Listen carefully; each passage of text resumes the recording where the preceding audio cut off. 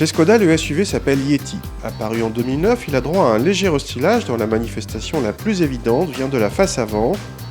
Le premier Yeti avait des feux qui lui donnaient une bouille presque sympathique. Ces feux ont disparu et le Yeti est devenu plus sérieux, moins atypique. À l'arrière, très peu de modifications, sauf pour cette partie du haillon désormais avec arête, alors qu'elle était plate auparavant. Le Yeti existe toujours en 2 ou 4 roues motrices et reprend les mêmes motorisations qu'auparavant. Nous essayons ici le 2 litres TDI de 140 chevaux. À l'intérieur, les changements sont peu nombreux. On note un nouveau volant, de nouveaux inserts décoratifs et l'apparition de quelques équipements comme la caméra de recul. Mais la planche de bord reste la même avec une qualité de présentation qui profite de quelques plastiques moussés. Les places latérales arrière sont toujours coulissantes et les sièges sont rabattables en portefeuille et amovibles. Une modularité intéressante digne de certains monospaces est complétée par un bon volume de coffre, plus de 400 cm3 avec banquette reculée à fond.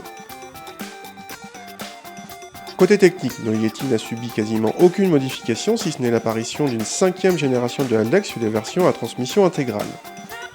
Notre version 2 roues motrices est donc strictement identique à sa devancière. On retrouve un SUV plutôt dynamique, peu sensible au roulis mais assez ferme en suspension. Le confort moyen pâtit également d'une insonorisation perfectible, notamment à cause de bruits aérodynamiques importants sur autoroute. Le tablier est certes grondant mais suffisant dans l'ensemble, à noter une commande de boîte plutôt agréable.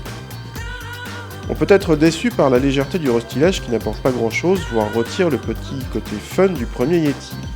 On peut aussi regretter le peu d'évolution mécanique. Dès le 1er janvier prochain, tous les Yeti, même les diesels 2 roues motrices, auront droit à un malus écologique, sauf une seule version Greenline.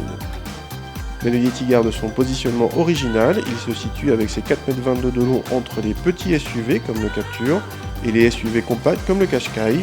Côté tarif, il doit faire face au Chevrolet Trax ou à l'intéressant Suzuki SX4 S-Cross, tous deux très bien placés.